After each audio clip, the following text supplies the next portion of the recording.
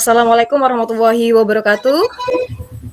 Selamat sore. Waalaikumsalam warahmatullahi wabarakatuh. Ya. Selamat sore Bu Esti. Selamat sore juga Bu Abdin. Nah, Bu Esti, adakah yang bisa saya bantu? Ya Bu Abdin, Ya, ini begini Bu Abdin, saya mempunyai masalah di TK saya ya Bu. ya gimana Bu Uh, Esti? saya mempunyai salah satu siswa saya atau murid saya, namanya Mas Alfian Bu.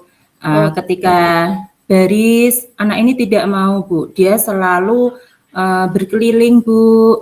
Begitu juga ketika berdoa, dia selalu mengganggu temannya Bu. Begitu juga kalau pas kegiatan, belajar, dia juga selalu usil, tidak mau diam, selalu bergerak Bu. oh gitu Bu. Jadi menurut Bu Esti, kira-kira apa penyebab anak itu berbuat seperti itu Bu?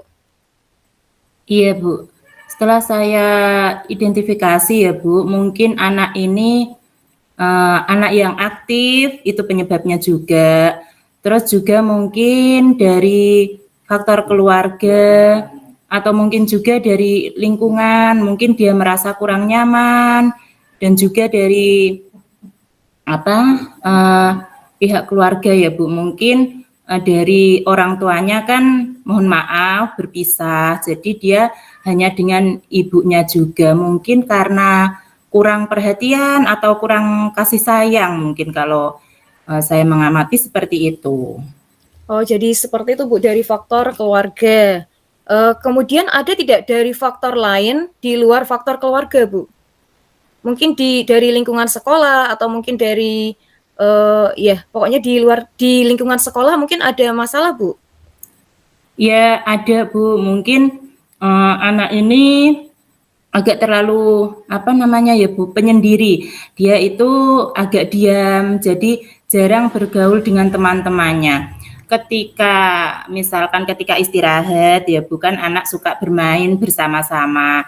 Nah, si Mas Alfian ini anak yang tidak mau baris dan selalu mengganggu temannya ini, dia itu menyendiri gitu Bu.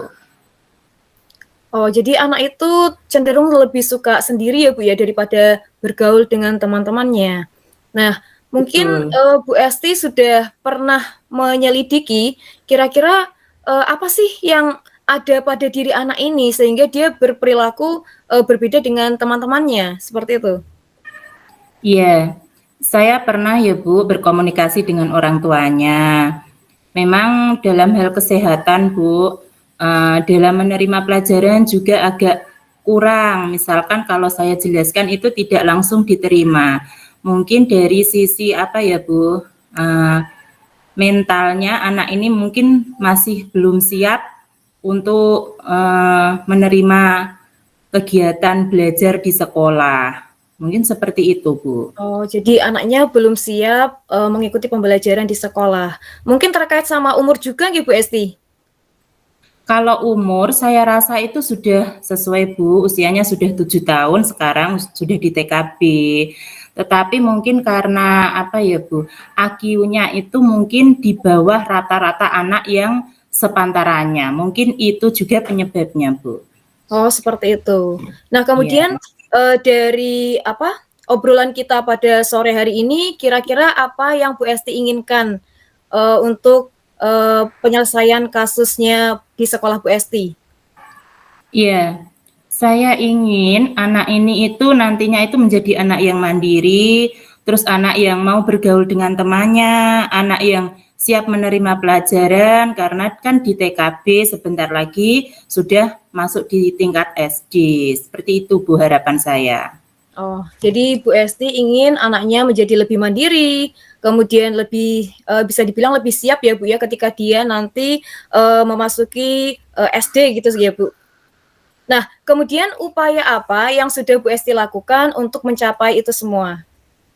Iya, saya berupaya ya Bu, salah satunya itu saya mengkomunikasikan dengan rekan guru di tingkat saya dengan rekan kerja, itu kita istilahnya kenapa si murid ini seperti ini.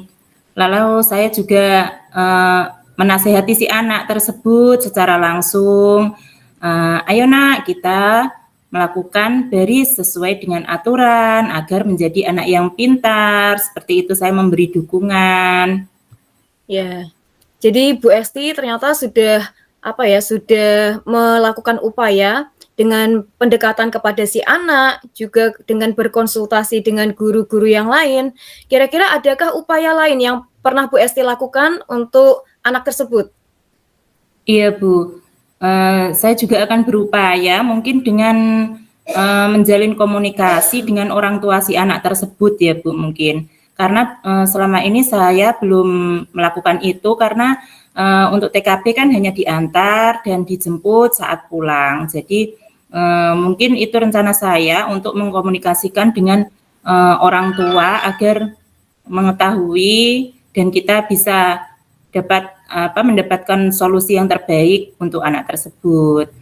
Oh, jadi begitu. Kembali ke upaya yang telah Bu Esti lakukan kepada anak itu dengan melakukan pendekatan terhadap anak tersebut dan juga dengan dengan sharing-sharing dengan sesama rekan guru.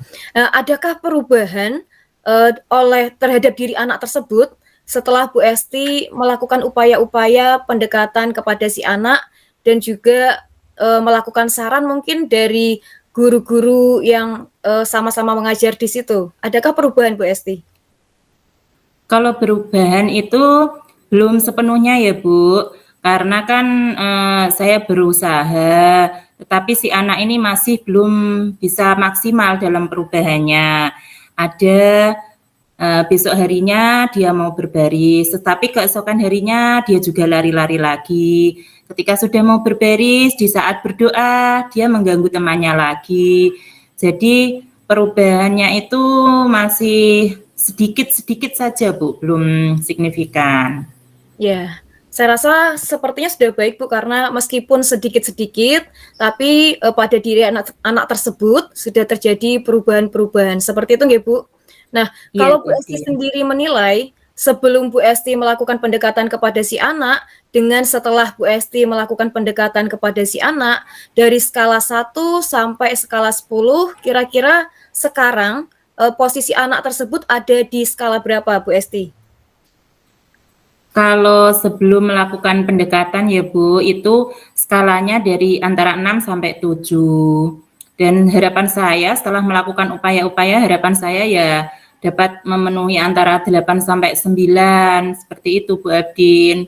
Oh, jadi Bu Esti berencana untuk menaikkan skala harapan-harapan Bu Esti terhadap anak tersebut dari dari skala rentang antara 8 sampai 9. Begitu nggih Bu Esti?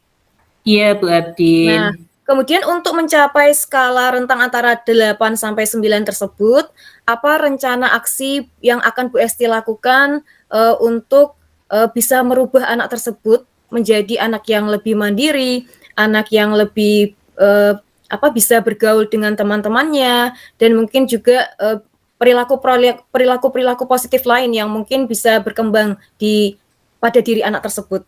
Apa rencana aksinya Bu Esti? Ya, rencana aksi saya Bu, mungkin saya akan merubah lingkungan belajar di sekolah agar anak ini merasa nyaman. Ya, salah satunya saya akan berupaya untuk memajang hasil karya anak di papan supaya anak itu nyaman di sekolah. Terus juga saya akan berupaya untuk mengajak teman-temannya untuk selalu mengajak si Alfian ini agar mau bermain bersama, selalu mengingatkan, salah satunya dengan mendekati anak tersebut secara langsung, seperti itu Bu Abdin. Oh, jadi seperti itu Bu Esti.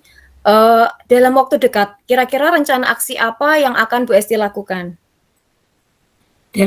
Untuk dalam waktu dekat ini, rencana yang saya lakukan ya itu tadi Bu Abdin, melakukan membuat kelas menjadi nyaman, salah satunya dengan memasang hiasan-hiasan supaya anak ini tertarik, termotivasi untuk belajar di kelas dan memberi semangat serta motivasi kepada si Alfian bahwa teman-temannya lain bagus. Kalau Mas Alfian mau berbaris dengan bagus, nanti Mas Alfian yang menjadi pemimpin di depan bergantian untuk menyiapkan barisan, bergantian untuk memimpin doa. Jadi memberi support agar dia mau berbaris dengan rapi, mau mengerjakan tugas sesuai dengan kegiatan yang dilakukan. Ya. Nah, kemudian bagaimana upaya Bu Esti untuk membangun tanggung jawab Bu Esti atau komitmen Bu Esti terhadap upaya rencana aksi yang akan Bu Esti lakukan terhadap anak tersebut?